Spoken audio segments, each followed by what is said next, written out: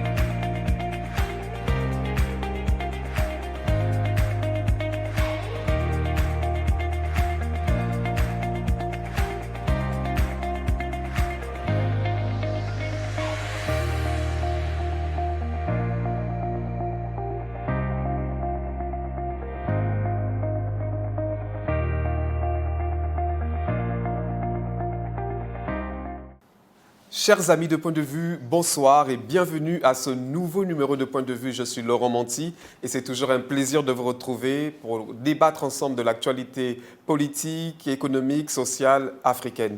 Ce soir, j'ai le plaisir de recevoir à nouveau sur le plateau de Point de Vue le docteur Jean-Delors Biyogué, que nous allons retrouver depuis Libreville. Docteur Jean-Delors Biyogué, bonsoir. Bonsoir Laurent. Alors, donc, pour te présenter, donc, tu es docteur en sciences politiques. Tu es enseignant-chercheur à l'université Omar Bongo Ondimba de Libreville et tu es également recteur de l'Institut Théopolis qui est basé également au Gabon à Libreville.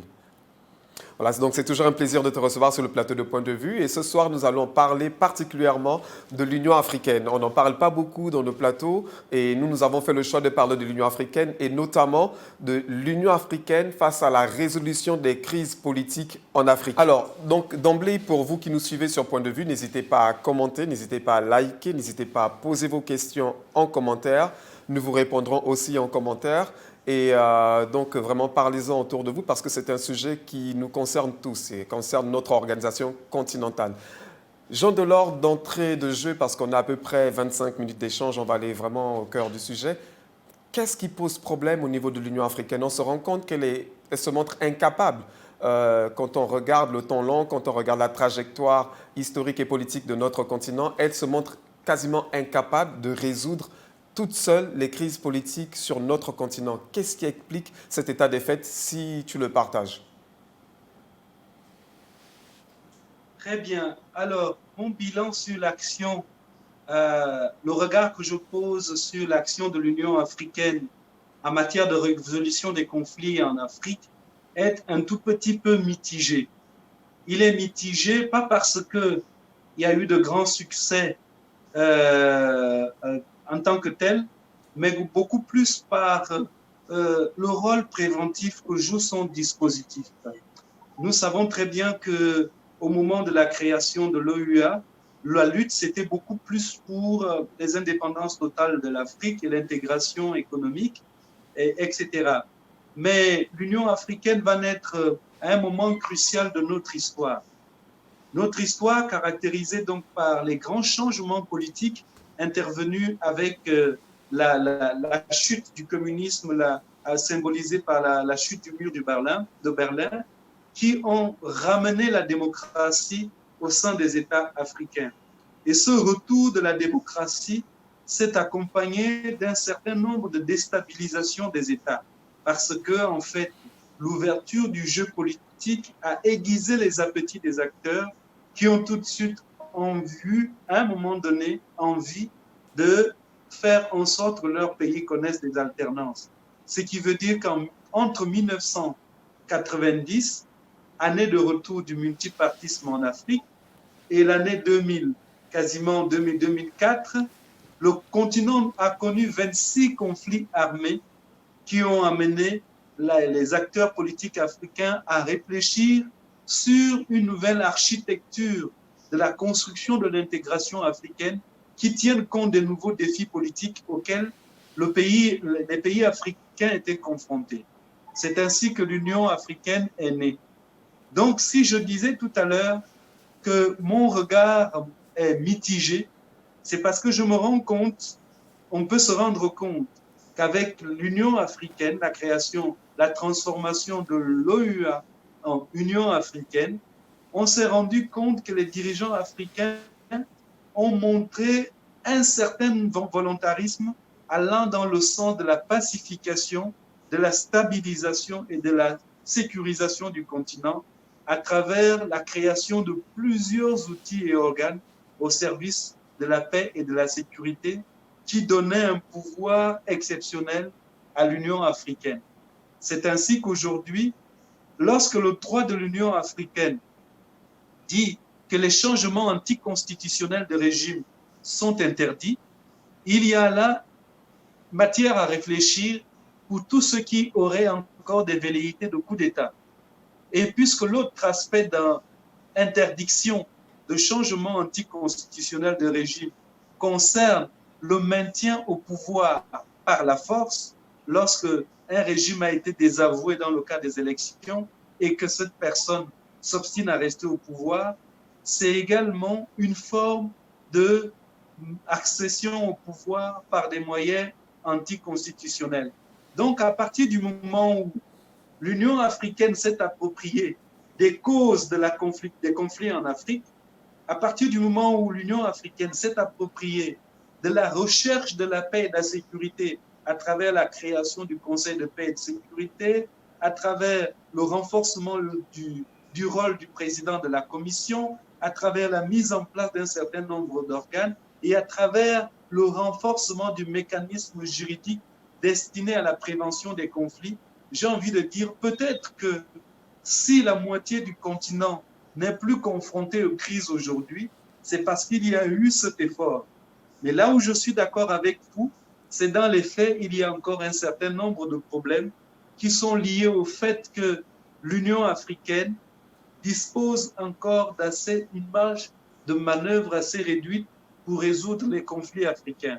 Je vais simplement prendre tous les conflits qui émanent, par exemple, des échecs des processus électoraux. L'Union africaine est souvent confrontée à la difficulté de déployer des observateurs sur le terrain pour pouvoir observer sur toute l'étendue du territoire du pays qui organise des élections, si oui ou non les élections se passent dans de bonnes conditions. Et aussi, l'Union africaine, depuis un certain temps, depuis le départ d'Alpha Omar Konaré, il faut le dire ainsi, a du mal à s'imposer aux chefs d'État africains lorsqu'il s'agit de les amener autour d'une table pour pouvoir participer, du moins, à éteindre les conflits et ramener les acteurs à la raison. Mais on peut noter qu'il y a eu quelques succès entre 2005 et 2007. La crise togolaise, par exemple, lors du décès de Yadema, a été maîtrisée grâce à l'action efficace de l'Union africaine. On peut en dire autant de Madagascar, on peut en dire autant des Comores, on peut en dire autant de la Guinée-Bissau. Donc, il y a eu quelques avancées, quelques succès, mais il faut le reconnaître, on aurait pu faire mieux, l'Union africaine aurait pu faire mieux. Ok, on pourra revenir sur les rares succès de l'Union africaine parce que c'est intéressant de voir les mécanismes qui ont été enclenchés pour arriver à ce succès-là. Mais aujourd'hui, quand même, pour le citoyen lambda, pour l'Africain, l'Union africaine ressemble à une coquille vide. Elle ressemble davantage à une union des chefs d'État africains plutôt qu'à une véritable Union africaine. On se rend compte que les crises sont toujours gérées par des institutions extra-continentale, donc l'Union européenne, l'ONU, etc. Et que malgré le fait que l'Union africaine se soit dotée d'un certain nombre d'instruments pour justement juguler les crises politiques en Afrique, on voit toujours qu'il y a des coups d'État. Récemment encore, l'exemple du Mali nous le montre, que les coups d'État n'ont pas cessé. L'Union africaine va adopter une position diplomatique, mais qui n'est pas assez ferme pour pouvoir dissuader les autres personnes qui seraient tentées de faire des coups d'État d'y aller, parce qu'on se rend compte que la réaction de l'Union africaine n'est pas suffisamment ferme pour mettre un terme à cette pratique sur le continent. Quel est ton regard là-dessus? Alors, je pense que la crise que traverse l'Union africaine en matière d'imposition de la paix ou de création de conditions d'une paix durable en Afrique est en grande partie liée au leadership des hommes qui mènent l'institution. Sinon, il y a toute la légitimité qui est donnée à l'organisation africaine. Par exemple, son article 4, si ma mémoire est bonne, de l'acte constitutif, ou bien l'article 3, qui donne le pouvoir à l'Union africaine d'intervenir dans un pays pour y rétablir de l'ordre, avec ou sans autorisation de ce pays. C'est une grande avancée. Le problème, c'est pour qu'une telle décision soit prise, il faut qu'il y ait une unanimité des États qui composent l'Union africaine, et c'est là où il y a le principal problème. Parce que pour que les chefs d'État décident d'aller intervenir dans tel ou tel État, on leur pose d'abord la question de savoir comment vous-même vous avez été élu, comment êtes-vous arrivé au pouvoir. À partir du moment où on ne sait pas à soi-même imposer les règles démocratiques, il est très difficile d'aller les imposer à d'autres États. Notant au passage que ce n'est pas le président de la Commission de l'Union africaine qui va mettre en mouvement tout le mécanisme de règlement de conflit prévu par l'Union africaine. C'est avec la complicité et la collaboration des chefs d'État et de gouvernement africains. S'il n'y a pas une appropriation de leur côté, eh bien, l'action de l'Union africaine sera inefficace. Je pense que l'une des causes fondamentales de la léthargie ou bien des faibles capacités de l'organisation continentale à jouer pleinement son rôle vient du fait de la légitimité de l'élite africaine au pouvoir. C'est le premier aspect.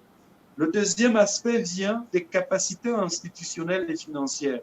Nous savons très bien que l'architecture africaine de paix et de sécurité prévoit la création des forces africaines en attente pour intervenir, pour pouvoir imposer la paix.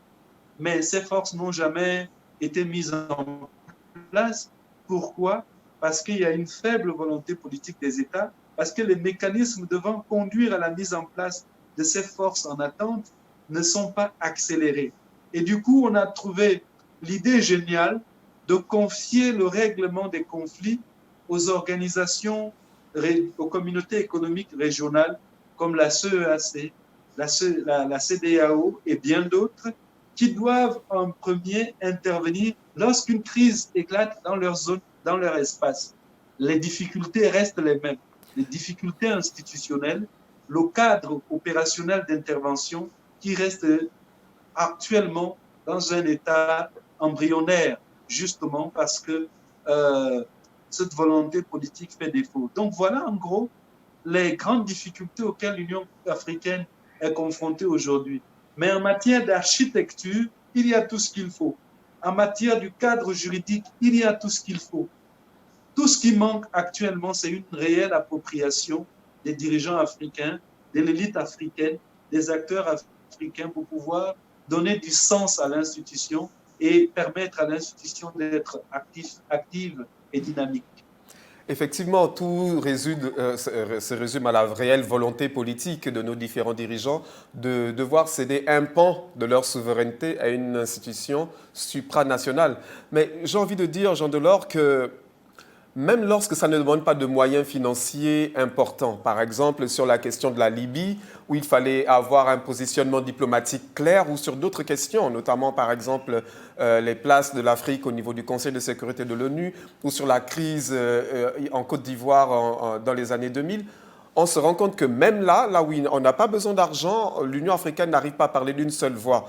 Bien entendu, on prend en compte les dissensions politiques, les positionnements politiques des uns et des autres, mais sur le cas de la Libye, c'est un échec flagrant de l'Union africaine où elle aurait vraiment pu sortir son épingle du jeu en ayant une position claire, parce que là, c'était une intervention extra-continentale contre un pays membre de l'Union africaine. Alors, là encore, nous allons avoir des pesanteurs qui sont liés à l'histoire politique de chaque pays. Vous avez vu dans le cadre de l'Union africaine, dans le cas de la Libye, par exemple, vous savez très bien comme moi que la position de l'Union africaine à cette époque dirigée par Jean Ping était qu'il ne fallait pas bombarder la Libye. Mais les puissances africaines qui étaient largement influencées par la France et les États-Unis n'ont pas voulu soutenir la position de l'Union africaine. Et du coup, ce qui s'est passé, et sans la moindre condamnation de la part des États, parce que eux-mêmes, les dirigeants de ces pays, avaient eux-mêmes peur d'être renversés pour s'opposer aux grandes puissances comme la France, comme les États-Unis et bien d'autres. Donc voilà un tout petit peu les grandes souffrances de l'Union africaine.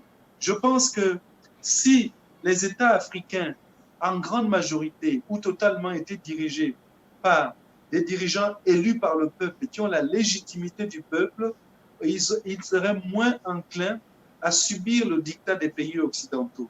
Je n'ai pas envie de citer ici un certain nombre de pays comme l'Ouganda et bien d'autres qui ont manifesté leur opposition au départ de Kadhafi. Combien de pays les ont suivis?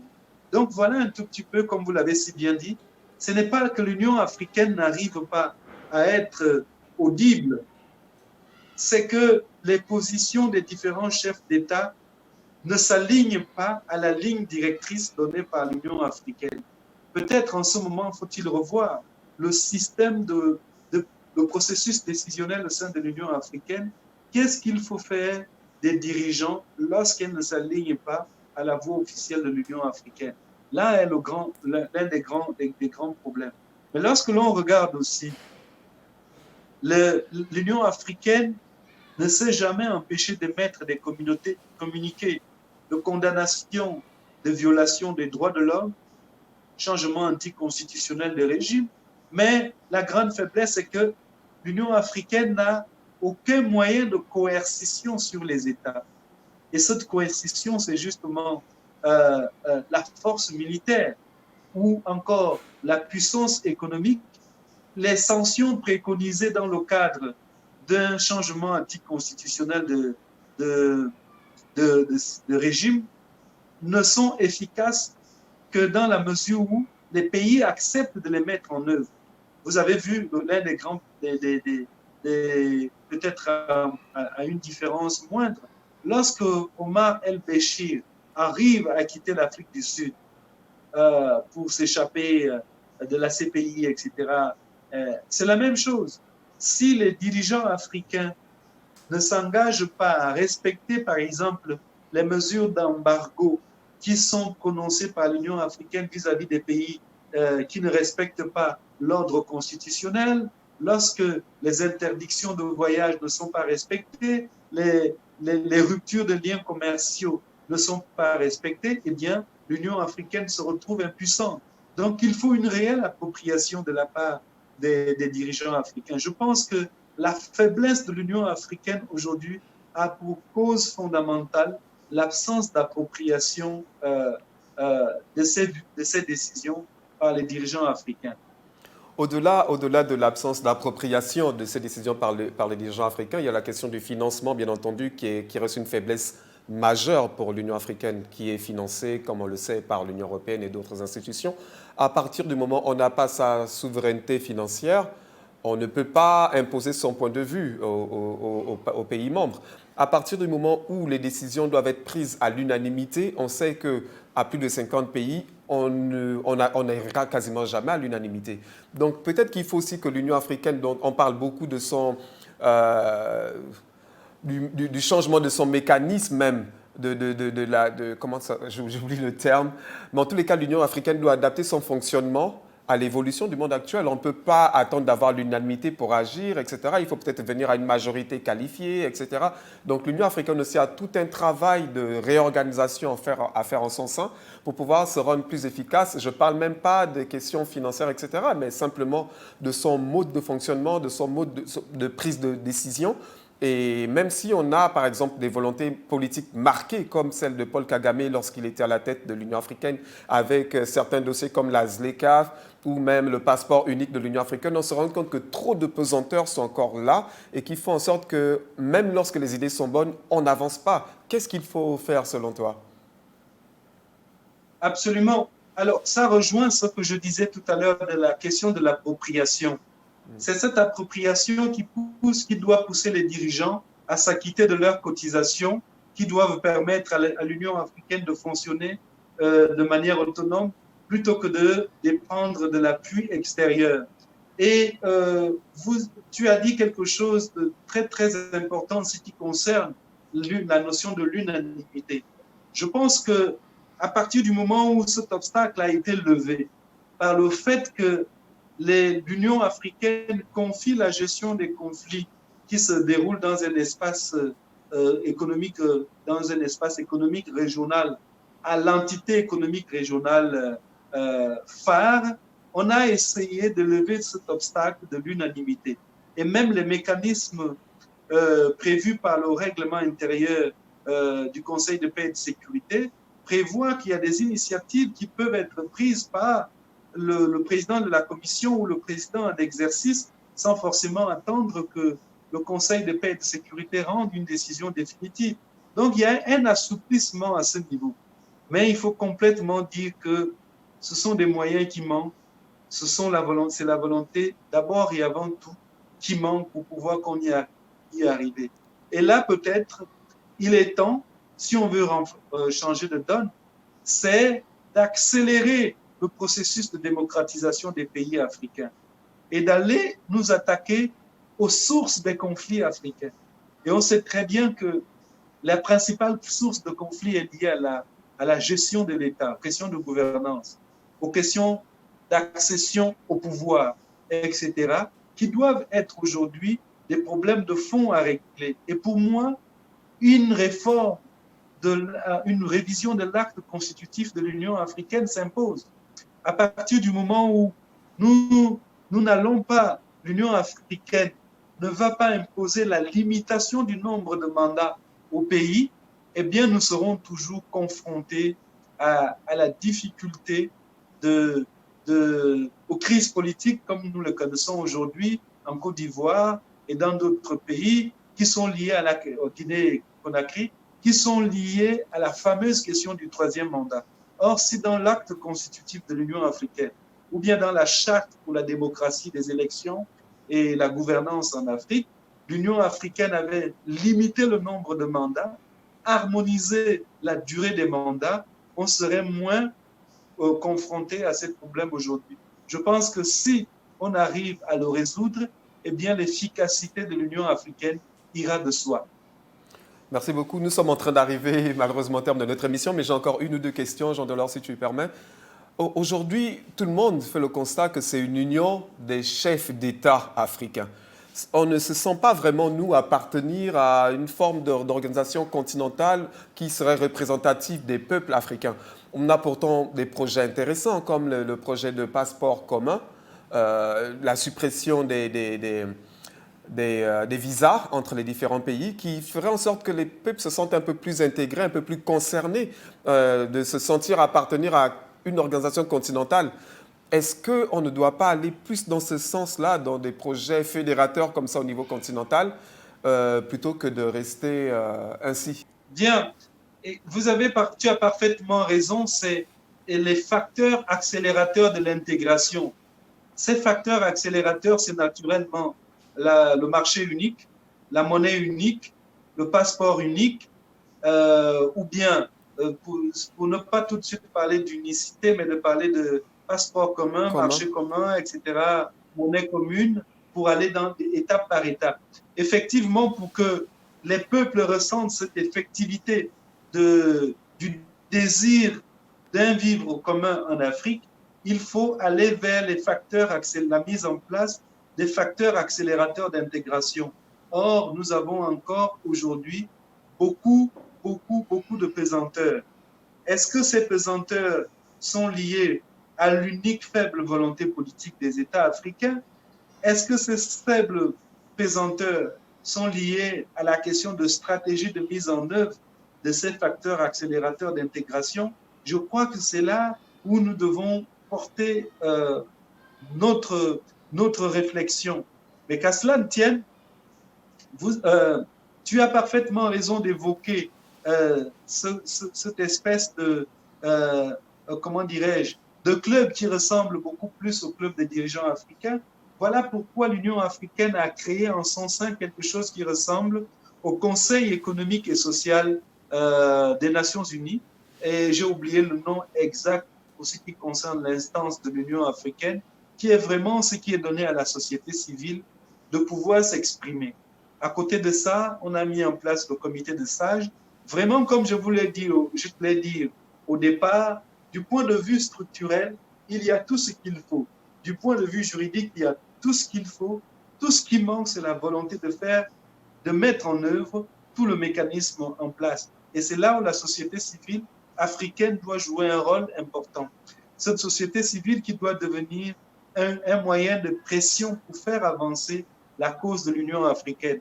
Aujourd'hui, Laurent, si je te pose la question de savoir, je ne sais pas si tu me citerais un seul nom à l'intérieur d'un pays africain, d'une ONG qui se bat pour la promotion des idéaux de l'Union africaine. Il n'y en a pas. Il faut que l'on puisse commencer par là. Les clubs de réflexion sur l'Union africaine, sur son efficacité, qui vient de la société civile, il n'y en a pas. Moi, je suis en train de te féliciter pour cette émission, justement, qui est un moyen de sensibilisation et qui doit amener les Africains à réaliser que c'est notre outil, c'est notre bouclier, l'Union africaine. L'Afrique ne sera forte que si ce bouclier a la force que nous devons lui donner, nous, peuple africain, nous, dirigeants africains, nous, élites africaines. Et c'est dans ce sens que nous devons marteler la création des instances de soutien à l'action de l'Union africaine à travers le monde et aussi pousser l'Union africaine à plus d'efficacité dans la communication sur ce qu'elle fait au quotidien pour le peuple. Qu'est-ce que l'Union africaine a pu faire pour le Covid-19, par exemple, et bien d'autres. Là, à partir du moment où le peuple saura ce que l'organisation continentale fait pour elle, alors il lui donnera la légitimité nécessaire à sa crédibilité et aussi à son efficacité.